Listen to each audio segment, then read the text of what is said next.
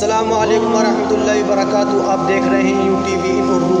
میرا نام Umar Farooq. Welcome to my channel. Please subscribe اور ویڈیو کو زیادہ سے زیادہ شیئر کریں۔ اب ویڈیو کو کرتے ہیں اسٹارٹ۔ حضرت سیدنا عمر رضی اللہ تعالی عنہ جلیل القدر ہستی ہیں جنہیں حضور علیہ السلام نے اللہ سے مانگ کے لیا۔ سارے صحابی رسول کریم صلی اللہ علیہ وآلہ وسلم کے مرید ہیں، لیکن جناب عمر میرے حضور کی مراد ہیں۔ 39 لوگ جب اسلام لا چکے، 39ویں شخص حضرت امیر حمزہ رضی اللہ تعالی عنہ تھے، اور ان کا ایمان لانا مسلمانوں کے لیے بہت بڑی ڈھارس اور بہت بڑے حوصلے کا سبب و ذریعہ بنا۔ تو میرے حضور نے ہاتھ اٹھا لیے، کہا اے اللہ، ایک شیر دیا ہے امیر حمزہ، ایک شیر اور عطا کر دے۔ اب تیری مرضی، عمر بن خطاب دے دے یا عمر بن حشام دے دے۔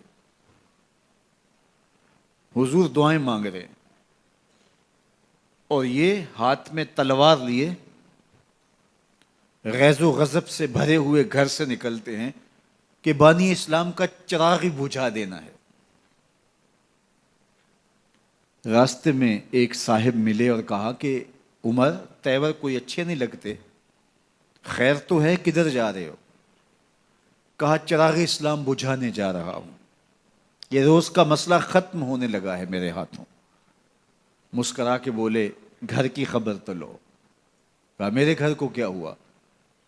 کہا تمہاری بہن فاطمہ بھی نوکر بن گئی ہے رسول اللہ صلی اللہ علیہ وسلم کی۔ غصے سے بھرے ہوئے اپنی بہن کے گھر کا رخ کرتے ہیں، اندر سے قرآن پڑھنے کی آواز آ رہی ہے۔ غصہ اور بڑھ جاتا ہے، دروازے کو زور زور سے کھٹکھٹاتے ہیں۔ اہل خانہ سمجھ گئے ماجرا کیا ہے، گرجدار آواز ہے جناب عمر کی، دروازہ کھولو۔ جلدی سے معلم کو چھپا دیا اور بہن آگے بڑھ کے دروازہ کھولا۔ کہا تم سابی ہو گئے ہو، دین چھوڑ دیا تم نے، بتوں کی وفا ترک کر دی اور بے تحاشا مارنا شروع کیا۔ بہن کا سر پھٹ جاتا ہے، خون بہنے لگتا ہے، اور یہ مارتے چلے جاتے ہیں۔ فاطمہ بنت خطاب بولی عمر تم خطاب کے بیٹے ہو، سنو میں بھی خطاب کی بیٹی ہوں، جو ظلم جو جبر کرنا ہے کرو، میں محمد عربی کا دامن نہیں چھوڑوں گی۔ سوچنے پہ مجبور ہو جاتے ہیں وہ کون سی طاقت ہے جس نے بجلیاں بھر دی اس کے اندر۔ کہا جو تم پڑھ رہے تھے مجھے بھی سنا سکتے ہو؟ کہا تمہیں غسل کرنا ہوگا۔ عمر اپنے بدن کو دھو رہے ہیں، میرا رب دل دھو رہا ہے۔ اتنے میں معلم بھی قرآن لے کر آ جاتے ہیں اور قرآن کی تلاوت ہونے لگتی ہے۔ طٰہٰ ما انزلنا علیک القرآن لتشقیٰ، 14ویں رات کے محبوب چاند، ہم نے قرآن اس لیے نازل تو نہیں کیا تھا کہ تم مشقت میں پڑ جاؤ۔ بے تاب ہو گئے، کہا عمر کی عمر برباد ہو گئی، مجھے لے چلو حضور کی چوکھٹ پہ۔ تلوار حمائل کی ہے، بہنوئی ساتھ ہیں، اور حضور کی بارگاہ میں حاضر ہو رہے ہیں۔ دروازے کے سوراخوں سے دیکھا تو صحابہ تشویش کا اظہار کرنے لگے کہ عمر آ رہا ہے، تلوار حمائل کی ہے، ارادے اچھے نہیں لگتے۔ جناب امیر حمزہ نے کہا دروازہ کھول دو، اچھی نیت سے آیا تو استقبال کریں گے، نیت اچھی نہیں ہے تو اس کی تلوار سے اس کی گردن کاٹ دیں گے۔ حضور کے سامنے جا کے بیٹھ گئے، گلے میں کپڑا ڈالا تھا، حضور نے پکڑ کے کہا عمر ابھی وقت نہیں آیا کہ تم اسلام لے آؤ؟ یہی وقت تھا عمر کے اسلام لانے کا۔ لبوں پہ کلمہ جاری ہو گیا، اللہ اکبر کی صدا اس زور سے گونجی کہ مکے کی گلیاں گونجنے لگیں۔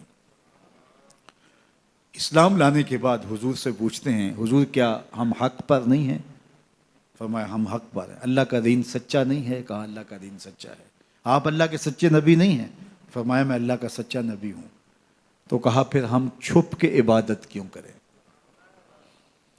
اب مسلمانوں کی 2 صفیں بنتی ہیں، ایک صف کی قیادت امیر حمزہ کرتے ہیں، دوسری صف کے آگے آگے عمر بن خطاب چلتے ہیں، اور حضور درمیان میں ہیں۔ اور یہ ملکوتی قافلہ صحن حرم میں آ کے اعلانیہ عبادت کرتا ہے۔ حضرت عبداللہ ابن مسعود رضی اللہ تعالیٰ عنہ فرماتے ہیں عمر کا اسلام لانا اسلام کے لیے عزت کا سبب بنا، اسلام کے وقار کی علامت بن گیا۔ ایک ایک کے دروازے پہ جا کے دروازہ کھٹکھٹا کے کہتے ہیں، وہ تو اور خبر سننے کے لیے بے چین تھے کہ یہ بانی اسلام کی زندگی کا چراغ بجھانے گیا تھا، کوئی خبر لایا ہوگا۔ وہ کہتے ہیں آؤ عمر کدھر آئے ہو؟ کہا تمہیں بتانے آیا ہوں، کمزوروں سے پنجہ آزمائی کرتے رہے ہو، آؤ میرے سے بات کرو، میں محمد عربی کا نوکر بن گیا ہوں۔ اللہ اکبر۔ میرے حضور نے فرمایا جب اچھے لوگوں کا ذکر کرو تو میرے عمر کا ذکر بھی کیا کرو۔ میرے عمر کی زبان پر حق بولتا ہے، سچ بولتا ہے۔ ان الشیطان یفر من ظل عمر، عمر کے سائے کو دیکھ کے شیطان بھاگتا ہے۔ اللہ اکبر۔ اسلام لائے تو زندگی کی ایک ایک سانس اسلام کے لیے وقف کر دی، حضور کا پہرا دیا، حضور کی ناموس کا پہرا دیا، حضور کی شریعت کا پہرا دیا۔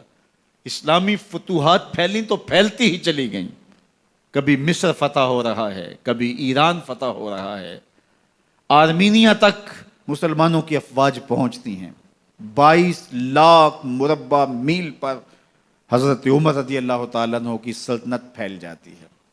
عدل و انصاف کا دورہ ہوتا ہے۔ زمانے نے دیکھا کہ غیر مسلم بھی عدالت میں کھڑا ہے تو اسے خوف نہیں ہوتا تھا کہ میرے سے ناانصافی ہوگی، اس لیے کہ حکومت عمر کی چل رہی ہے۔ وہ بھی مطمئن ہوتا تھا کہ میرے ساتھ انصاف ہو۔